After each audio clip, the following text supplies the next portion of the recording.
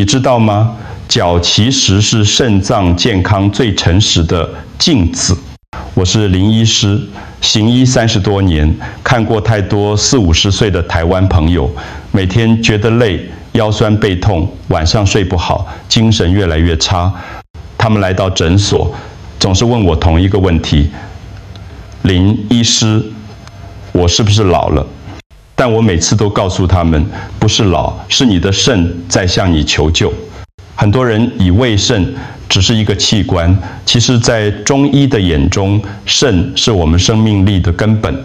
当肾气不足的时候，身体会用各种方式提醒你，而最早发出警讯的地方，往往不是腰，不是头，而是你每天踩在地上的脚。请让我知道你正在从哪里收看这支影片。在我们开始之前，请在下方留言，并提出你可能有的任何问题。别忘了订阅频道并开启小铃铛，这样你就能收到我们最好的健康建议。我想知道你是否正在观看这支影片。如果你觉得这个内容有帮助，请在留言区打上数字1；如果没有，请打上数字0。今天这支影片，我要跟你分享3个脚上的信号，它们正在告诉你，你的肾气可能不够了。如果你看到最后才知道身体已经在发出 SOS， 那可能就太迟了。我见过一位52岁的张先生，他是做工程的，每天站很久。有一天他来找我，说自己脚底常常裂开流血，擦了很多乳液都没用。我看了他的脚，再摸了他的脉，我就知道了，他的肾阳已经虚了很久。后来经过调理，3个月后他回来复诊，整个人气色不一样了，走路也有力了。他跟我说：“林医师，原来我的问题不是在脚，是在肾啊。”所以今天林医师要告诉你，肾气不足，脚先知道，请你花3分钟低头看看自己的脚，可能你会发现一些你从来没注意过的重要讯息。在开始之前，我想先跟你解释一下，中医说的肾跟西医讲的肾脏不完全一样。西医的肾脏是负责过滤血液、排尿的器官，但中医的肾是我们整个生命能量的根源，就像一座发电厂，负责供应全身的动力。《黄帝内经》里面说：“肾者，作强之官，济强出焉。”意思是说，肾是让我们有力气、有智慧、有生育能力的地方。它掌管的不只是泌尿系统，还包括骨骼、骨髓、耳朵、头发、生殖功能，甚至我们的意志力和记忆力。我常常用这个比喻跟病人解释，父母在我们出生的时候会给我们一个能量账户，这个账户里面存的就是肾精。小时候我们的身体会不断存钱进去，所以小孩子精力充沛，长得快，学得快。但到了青春期之后，我们开始提款、工作、熬夜、生孩子，压力大，每一样都在消耗肾精。如果你只提不存长，护持早，会透支。肾气足的人，就像血液在高速公路上畅通无阻，全身循环好，气色红润，走路有力，头脑清楚。但肾气虚的人呢？血液流动就像塞车一样，走走停停，久了以后，整座城市就会停摆。这时候身体就开始出现各种毛病，腰酸、膝盖无力、怕冷、失眠、掉发、耳鸣、健忘。很多人以为这些都是老化的正常现象，其实不是，这是肾在发出警报。而肾气虚又分成2种类型，一种叫肾阳虚，一种叫肾阴虚。肾阳虚的人，就像冬天没有太阳，身体冷冷的，没有热力，容易怕冷，手脚冰，脸色苍白，容易拉肚子，腰膝酸软。肾阴虚的人，就像夏天太前燥，身体缺水、缺滋润，常常觉得燥热、口乾、盗汗、失眠、心烦、手脚心发热。所以别以为只是累，可能是你的肾正在向你发出求救信号。而接下来我要告诉你的，就是肾气不足时，脚会怎么告诉你？你可能会问，临一失脚离，肾那么远，怎么会有关系？这个问题问得好。其实，在中医的理论里，脚跟肾的关系非常密切。《黄帝内经》说，肾主骨生髓，其华在发，其冲在骨。肾负责骨骼和骨髓的生长，而脚是全身骨头的根基，所以我们常说脚为骨之根。当肾气充足的时候，骨头强壮，骨髓饱满，脚自然有力稳健。但当肾气不足，气血无法顺利流到脚底，脚就会最先出现问题，因为它离心脏最远，是血液循环的末梢。就像一棵大树，如果根部开始枯萎，树叶还可能看起来正常，但根一坏，整棵树迟早会倒。而且脚底有一个非常重要的穴位，叫做涌泉穴，它是肾经的起点。肾经从脚底开始，沿着小腿内侧往上走，经过大腿、腹部，最后到达胸口。所以脚底的健康直接反映了肾经的状态。我在临床上看过太多案例，病人的脚一摸就凉，一按就肿，指甲又薄又脆，这些都不是偶然，而是肾气虚弱的明确表现。所以现在我邀请你低头看看自己的脚，也许你会发现答案早就写在那里了。第一个信号就藏在你的脚指甲里。很多人不知道，脚趾甲其实是观察肾气最直接的窗口。因胃中一说，肝主筋，其华在爪，而肝肾同源，肾精充足的人，指甲一定是红润、光滑、有弹性的。健康的脚指甲应该是什么样子？它应该是淡淡的粉红色，表面光滑有光泽，厚薄适中，按下去有弹性，不会一碰就裂，这代表你的气血充足，肾精饱满。但如果你的脚指甲出现以下这些状况，就要特别注意了。第一种，指甲苍白易脆。如果你的脚指甲看起来白白的，没有血色，而且很容易断裂剥落，这通常是肾阳虚的表现。肾阳就像身体里的火，它负责推动血液循环，温暖四肢。当肾阳不足，血液推不到脚趾末梢，指甲就得不到滋养，所以颜色苍白，质地脆弱。这种人通常还会伴随怕冷、手脚冰凉、脸色发白、容易疲倦、腰膝酸软等症状，就像冬天没有太阳，整个人都冷冰冰的，缺乏热力。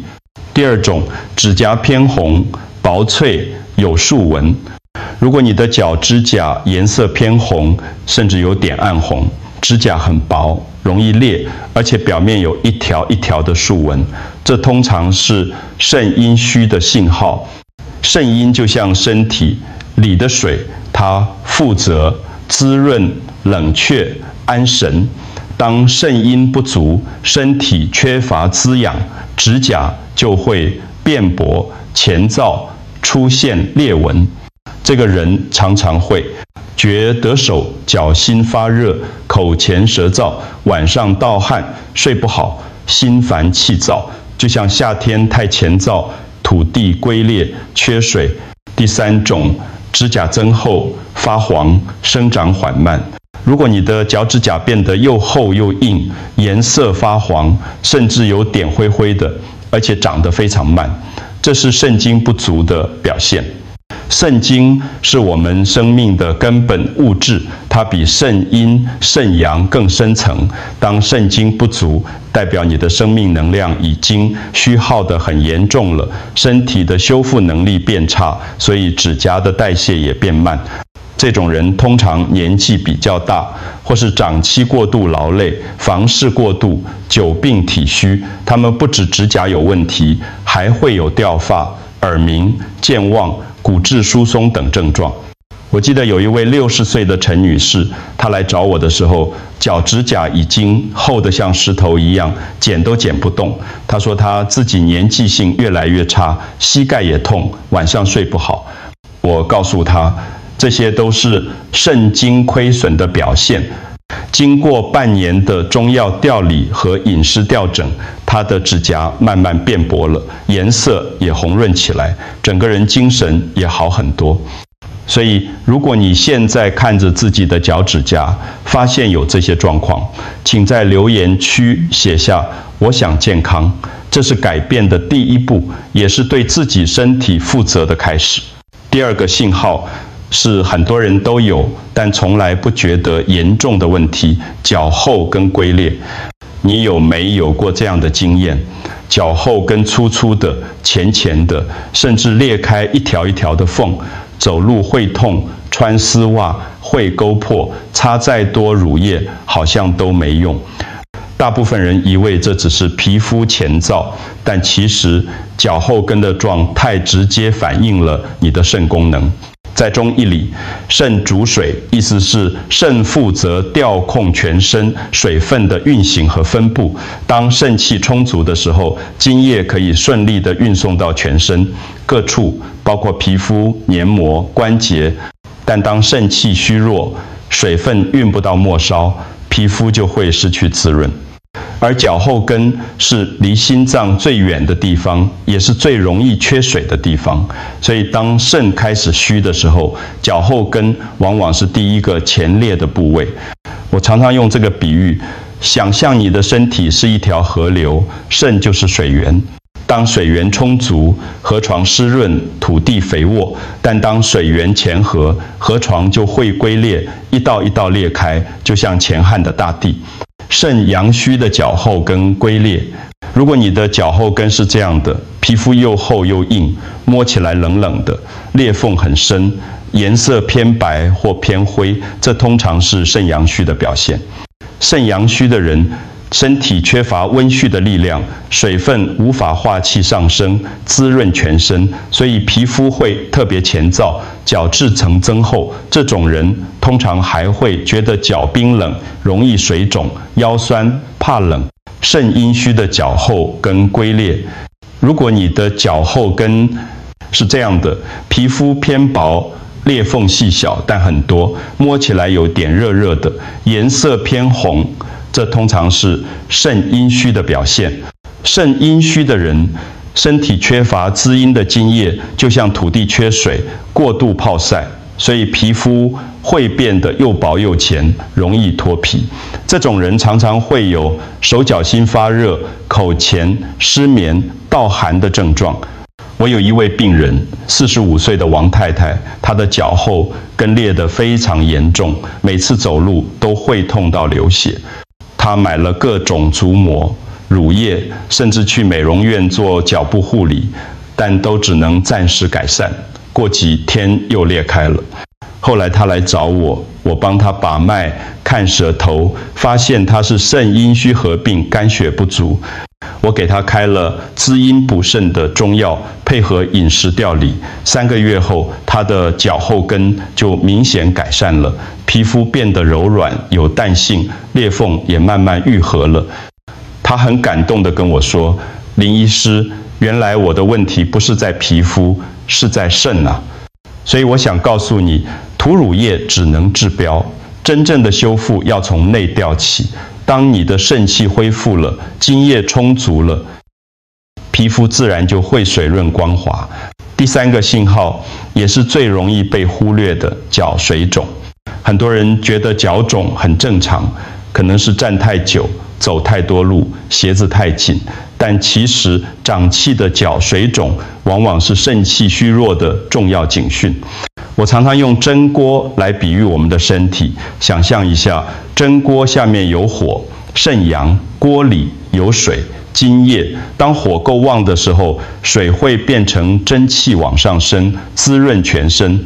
但如果火不够，肾阳虚，水就蒸不上去，积在下面，久了就会形成水肿。肾阳虚的水肿，如果你的脚是这样水肿的，脚摸起来冷冰冰的，肿得软软的，用手指按下去会凹陷，过一会儿才慢慢淡回来，这是典型的肾阳虚水肿。肾阳虚的人，体内的阳气不足，就像火力不够，水分无法气化，无法代谢，只能停留在下半身。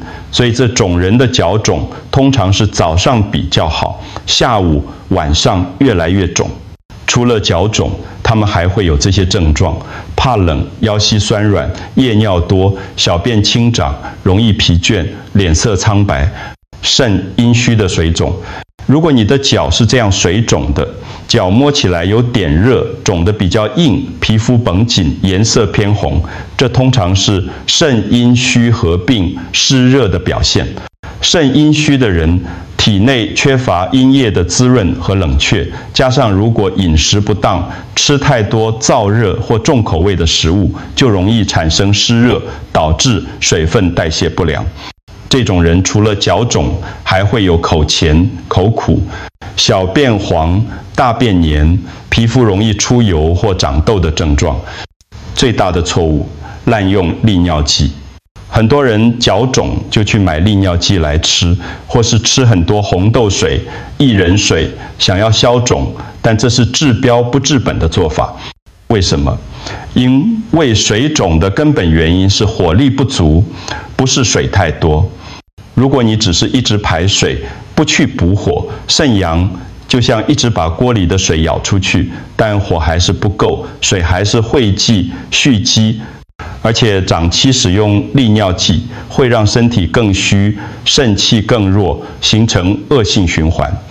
真正的解决方法是要让火回来，水才会走。所以如果你有长期脚肿的问题，请不要只想着排水，而是要好好调理你的肾气。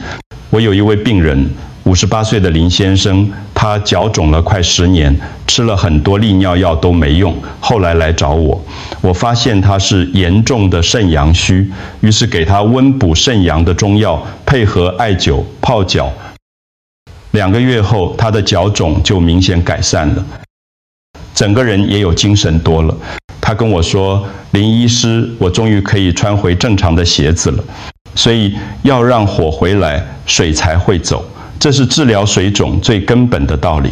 好，现在你已经知道脚上的3个信号了，接下来我要告诉你如何从日常生活中调理你的肾气。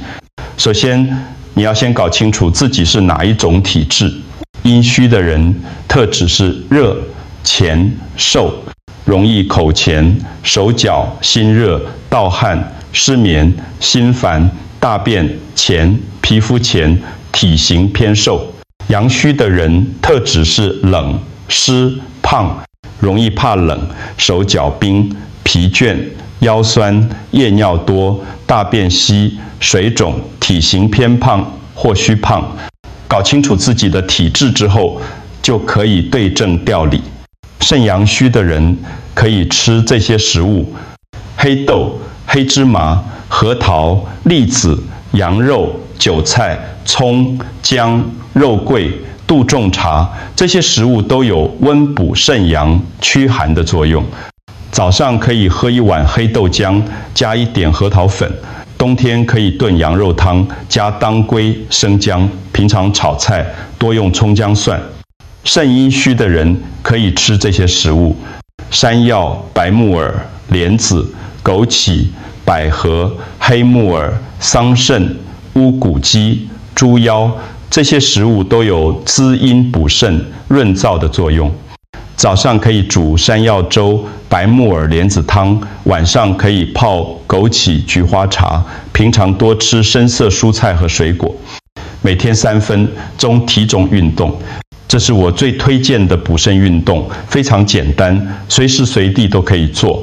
站直，双脚并拢，慢慢踮起脚尖，让脚后跟离地停留3秒，然后慢慢放下，重复50次。这个动作可以刺激脚底的涌泉。学涌泉穴是肾经的起点，经常刺激它，可以激发肾气，强壮腰腿。每天早上做50下，晚上再做50下，持续1个月，你会明显感觉到腰腿有力，精神变好。按摩太溪穴。太溪穴在脚踝内侧，脚踝骨头后方的凹陷处，它是肾经的原穴。按摩它可以直接补肾气。每天晚上泡完脚后，用大拇指按揉太溪穴，每只脚按3到5分，中有酸胀感就对了。长期按下来，对腰酸、失眠、水肿都有很好的改善效果。睡好觉就是纯肾经，晚上11点到凌晨3点是肝经和肾经最活跃的时间，也是身体修复、储存肾精的黄金时段。如果你长期熬夜，过了这个时间才睡，就等于在消耗你的肾精，就像一直提款，从不存款，账户迟早会透支。所以我建议你晚上11点前一定要上床睡觉，这是最简单、最有效的补肾方法。保持好心情。中医说，恐伤肾，长期焦虑、恐惧、压力大，都会损伤肾气。所以别让焦虑偷走你的肾气，保持愉快的心情，多做让自己开心的事，多跟家人朋友聊天，这些都是最好的补肾良药。快乐才是最好的药。好，今天的分享就到这里。我想跟你说，身体的智慧永远比我们想的更诚实。当你的脚趾甲变得苍白易碎，当你的脚后跟开始龟裂，当你的双脚开始水肿，这些都不是偶然，而是你的肾在用它的方式告诉你，我需要休息了，我需要被好好照顾了。不要等到腰痛到站不起来，累到爬不了楼梯，睡不好到整夜翻来覆去才开始重视它。每天低头3分钟，看看自己的脚，其实就是在看见生命的根。我希望今天这支影片能让你开始认识自己的身体，学会聆听它的声音。如果你觉得这支影片有帮助，请帮我按个赞，留个言，让我知道你看到这里了。如果你的家人、朋友也有这些困扰，请把这支影片分享给他们，这是最简单的爱，也是最实在的关心。我是林医师，在台湾行医30多年，看过太多人因为不懂得照顾自己，而让小毛病变成大问题。我希望透过这些影片，能把我的经验、我的知识分享给更多人，让大家都能拥有健康的身体、幸福的生活。记得订阅我的频道，开启小铃铛，这样你就不会错过任何一支对你有帮助的影片。愿你每天都精神饱满，脚步轻盈，肾气充足，活得健康，活得快乐。我们下支影片见。